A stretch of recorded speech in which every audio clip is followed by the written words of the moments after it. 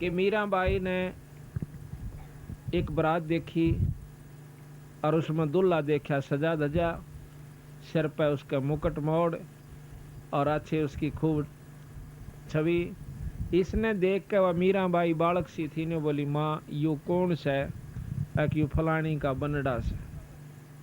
ने बोली, माँ मेरा भी बनड़ा ला दे। बालक थी 5 7 10 साल की, उसने ज्ञान नहीं था यू के खेल से। रोन लागी, हाय मेरा भी बनड़ा ला दे, मेरा भी बनड़ा ला दे। उसने उठा कर कृष्ण भगवान की मूर्ति जो कि 1.5 हाथ के करीब थी, बहुत सुंदर मुकुट सजा रखा था, गल में माला डाल रखी थी, उस बनड़े से भी ज्यादा उस सजा हुआ था, वो ला करके उसको दे दिया। ले बेटी यू तेरा बनड़ा के नाम से कृष्ण भगवान। उस दिन पाछे उस मीराबाई ने उस ईश्वर को परमात्मा भगवान रूप में समझ कर और उससे अपना पति स्वीकार कर लिया। और साथ में ये गुण बताया उसकी माँ ने, जितना बेरा था कि ये परमात्मा है, ये कभी मरता नहीं, अजर अमर है और इसके साथ जुड़ जाने से बहुत लाभ होता है, सुख देता है, स्वर्ग में पहुंचा देता है, मुक्ति कर देता है। इन गुणों का ज्ञान करके मीराबाई उनसे बहुत प्यार करती थी और जैसे भी टूटे फूटे शब्द थे वो अपने गाया करती थी, ईश्वर को याद किया करती थी, नाम जाप किया करती। तो मीराबाई की मुक्ति का साधन बना, लेकिन बना जब वो गुरु से नाम ले लिया, क्योंकि पिछले संस्कार थे उसके जो प्रबल, परमात्मा में रुचि बनी हुई थी, पिछले जन्मों का तप भजन उसके साथ था। लेकिन मुक्ति उसकी जब हुई जब रविदास जी ने तो उपदेश ले लिया, और उपदेश ले पाछे फिर उसने ज्ञान होया कि मैं तो जमा बर्बाद हो जाती अगर गुरु जी तो नाम ना लेती। तो इस प्रकार हम जब तक नाम नहीं ले लेंगे तब तक हमारा कोई छुटकारा नहीं होगा। तो बताया कि सत्संग समझी मीराबाई, करी सतनाम की कमाई। सत्संग समझी मीराबाई, करी सतनाम की कमाई। गुरु रविदास की शरणा आई, जब पाया मोक्ष द्वारा। है सतसंग मोक्ष की धारा, कोई समझ राम का प्यार। है सतसंग मोक्ष की धारा, कोई समझ राम। सतसंग समझा से शाना हो गया, साहेब कबीर का आना। सतसंग समझा से शाना हो गया, साहेब कबीर का आना। नेकी समन न खिला दिया खाना, वो अमर किया मनियारा। है सतसंग मोक्ष की धारा, कोई समझ राम को। है सतसंग मोक्ष की धारा, कोई समझ राम का प्यारा। अब सत्संग समझना यो सब आइयो, देखो वो कहने सुन की बात तो कुछ और है, पर सही तत्व बगे जब हमने इस तरह खरा उतरना चाहिए जिस प्रकार से उस सम्मन उतरे। कैसे? एक सम्मन नाम का मनियार था, वो बंदी छोड़ से उपदेश ले लिया सारे परिवार ने। 3 प्राणी थे घर में, एक तो नेकी जो सम्मन की घरवाली, एक उनका लड़का दोनवा का, वो था शेव, शेव उसका नाम था। 3 प्राणी थे। अब देखो सत्संग जहाँ होता है, बचपन से बच्चा पे हम जिस भी जकर घर में करांगे वही असर होया करे, रोजाना असर हो। इतने गरीब हालत थी उनकी, इतनी गरीब हालत थी बेचारा की कि कई बार तो जून उग जाया करती, पर कभी उन्होंने किसी की नीयत खराब नहीं करी, ना चोरी करी ना ठगी करी। और यूं क्या करते, बेटा भूल कर चोरी मत कर लियो, सत्यानाश हो जाता है। जो चोरी करते हैं लोग, या कोई बुराई करते हैं, रिश्वत लेते हैं, कोई बुरा काम करते हैं, अपनी किस्मत पर सबर करके हमने रहना चाहिए। एक दिन भगवान कबीर साहब ने विचार किया, क्योंकि कमाल के अंदर अभिमान हो गया था, वो महाराज के संग ज्यादा रहता था, सेवा बहुत किया करता। एक दिन उसके मन में अभिमान आ गया कि महाराज जी कि हाँ भाई, मेरे जितनी सेवा आपकी कोई नहीं कर सकता। अब अभिमान चाहे माया का आ जाओ, चाहे वजन का आ जाओ, और भाई चाहे किसी शरीर का, चाहे औलाद का, चाहे संतान का, राज का वो नष्ट कर दिया कर, भक्ति खत्म हो जाती है। जिस प्रकार एक बार नारद मुनि में अभिमान हो गया था, उसने जाकर के अपने पिता ब्रह्मा जी से कहा कि मैंने अब माया जीत ली है, काम क्रोध मोह लोभ अहंकार के वश में नहीं हो सकता।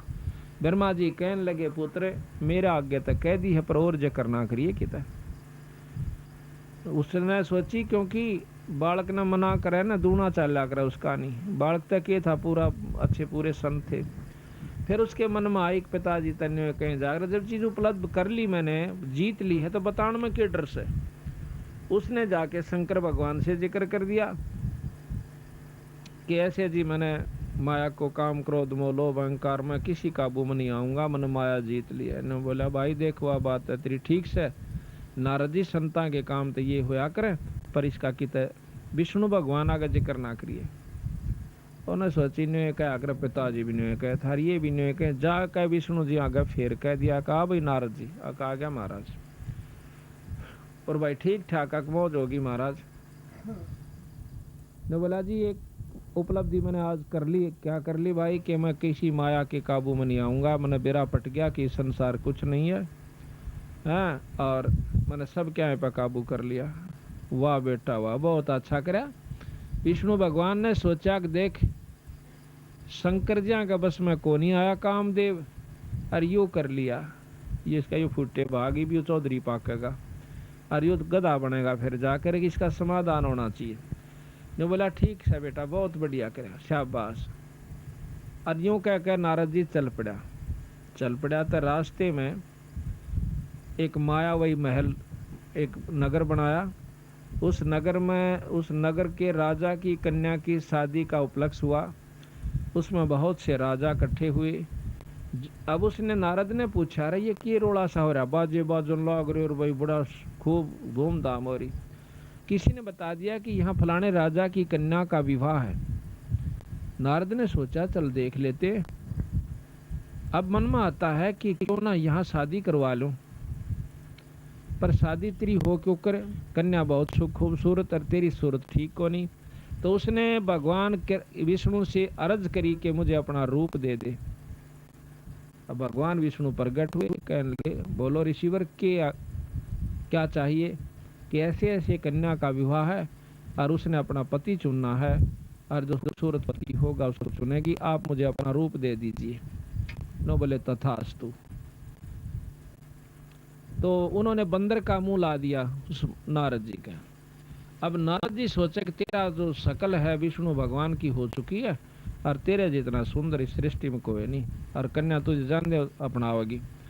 अब वो कन्या माला लेकर के घूम रही होती है और नारद जी का दोहरे का लकड़गी।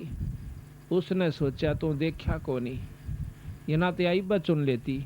आगे जाके फट मुंह का सारा तागा आगे उस और लड़की ने और मुंह फेर कर दूर के लकड़गी, फिर आगे पहुंचा दिखा कदे फेर कसर रहेगी वो। आखिर में उसको शीशा दिखा दिया एक ने खड़ा होकर अपनी शक्ल तो देख ले, तुम शक्ल में देखा है तो बंदर का मुंह हो रहा। तो वहां से समझ गया कि मेरे को जो है ना विष्णु भगवान ने ठग लिया। और थोड़ी देर में आ जाता है खुद विष्णु और उस कन्या के सामने खड़ा हो जाता है और वो कन्या उस विष्णु जी के गले में वरमाला डाल देती है। तो नारद जी ने विष्णु भगवान को श्राप दे दिया कि जिस कारण मैं पत्नी की वियोग में आज इतना दुखी हुआ, इसी प्रकार तुम भी एक दिन अपनी इस पत्नी के बारे में दर दर धक्के खाओगा और तेरी मदद भी जो है वानर करेंगे जिसका तने मुंह लाया। इतना कसराप देकर के नारद जी अंतर ध्यान हो जाता है। एक बार की बात है कि रामचंद्र जी उस श्राप को पूर्ण करने के लिए सीता जी का हरण हुआ। राम वियोग करता हुआ घूम रहा जंगल जंगल में पहाड़ा का ऊपर। तो नारद जी पहुंच जाते। नारद जी ने पता तो हो गया कि तेरे कारण इन्होंने कष्ट पाया। पांव पकड़ कर रोने लग गया। ने बोला महाराज मैं पापी जीव सूं, अपने स्वार्थवश आपको मैंने श्राप दे दिया है और आज आप मेरे कारण दुखी हो रहे। कोई बात ना बेटा, मैं तो इस दुख ने ले मरूंगा पर तेरे पर नहीं उठाओ। तेरे को सुखीकरण की खातिर मैंने ये सारा कष्ट मोल लिया है हम तो पार कर जाएंगे इस कष्ट ने, पर तेरी सी दुर्गति हो जाती तो कुत्ता और गधे की जुनी में जांदा, अगर तेरा अभिमान उसमें मैं नहीं तोड़ता तो इस प्रकार अभिमान जो बहुत खतरनाक होता है। तो भगवान कबीर साहब ने सोचा कि कमाल की तब बिगड़गी बनी बनाई कहानी। ई भी इसमें युवा अभिमान हो गया कि तेरे जितनी सेवा महाराज ने की कोई नहीं कर सकता।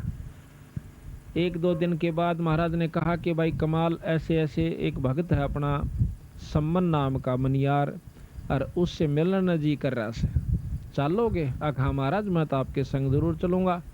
एक शेख फरीद नाम के संत हुए हैं जो कि पहले बहुत तपस्या की, तप किया, उल्टे कुएं में लटक गए थे, फिर भी परमात्मा अल्लाह खुदा की प्राप्ति नहीं हुई, मुसलमान थे।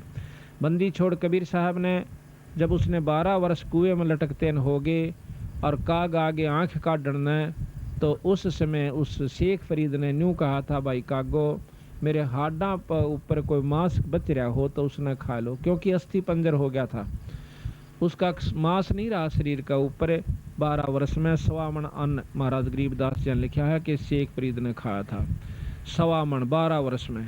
उसके अभाव से यानी शरीर ऐसा हो गया था जैसे हाड़ नारे चमके थे, कति मांस नहीं था। फिर भी उसने कहा कि भाई काग कव्यो, अगर मेरे शरीर पर कितना मांस का टुकड़ा बच गया हो तो उसने खा लो, पर मेरी आँख ना खाइयो, हो सकता हमने परमात्मा अल्लाह का दीदार हो जावे, दर्शन हो जावे। न्यू कह करके वो रो पड़ता है, आँखों में पानी भराता है। भगवान कबीर साहब देखो, हम भक्ति भी करते हैं, साधना भी करते हैं, उपासना भी करते हैं, जब तक हमारी आँखों में ईश्वर के प्रति रोना नहीं आंदा, इतना भक्ति आपकी शुरू नहीं होली से। तो जब उसकी भक्ति शुरू हुई, वो रो पड़ा। जब भगवान कबीर साहब सतलोक से आकर वहाँ प्रगट हो गए थे और उसको बाहर निकाल लिया कुएं में, तो वह जो का तो जुगाड़ सा सारा न्यू बोला, भाई भगत जी तो किस लिए इसमें लटक रहा कुएं में? कि परमात्मा पाने के लिए, अल्लाह पाने के लिए, कि मैं तेरे सामने खड़ा, मैं अल्लाह हूँ, खुदा हूँ। न्यू बोला ऐसे नहीं, परमात्मा तो बेचगुण होता है, परमात्मा यूं होता है। बेचगुण कहते हैं निर्गुण को, कहते हैं निर्गुण ने तू देखेगा क्यों करे, सरगुण में तेरे सामने खड़ा। और बात सुन दे कि इस तप से तू तीसरे जन्म में कुत्ते की जुनी में जागा, तप से राज होता है, अगले जन्म में तू राजा बन जाएगा और तीसरे में कुत्ता बनेगा। ये साधना इस तप से होगी। अब भाई शेख फरीद की तो पिंडी कापी, कोट बड़ा मुकदमा मोल लिया और फिर यूँ इसका फल मिला। तो महाराज कहते हैं, वो है पेड़ बबूल का आम कहाँ से खा, बहुत रहे तुम की करे और बाट देखो आम लागन की। साधना भी गलत करो, मर पड़ के को साधन शुरू भी करते हो तो वो भी गलत कर रहे हो। तो नो बोला जी फिर मैंने कोई रास्ता बता दो। रास्ता बताऊंगा, खाए का आधा टूक, यानी फल खवाए, फिर उसको रोटी खवाए, कुछ फल खाओ।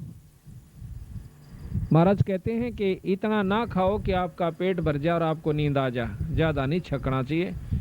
प्रथम अंजल संयम राखा है, योग युगत सब सतगुरु भाखा है, योग लक्षण सब सतगुरु भाखा है, यानी थोड़ा खावे, इतना खावा जितना आवश्यक हो, जरूरत से ज्यादा नहीं खावा, ना कति कम भी नहीं खावा कि जमा पेट में जो ना गड्ढन लाग जाए। हिसाब का खाओ और फिर अपना भक्ति करो, डट के काम भी धंधा करते रहो। तो फिर शेख फरीद को उपदेश दिया, नाम दिया। जब उस शेख फरीद का पीछा छूटा और भक्ति का साधन बना, फिर वो शेख फरीद बंदी छोड़ कबीर साहब के साथ रहा। ये प्रमाण मिलता है।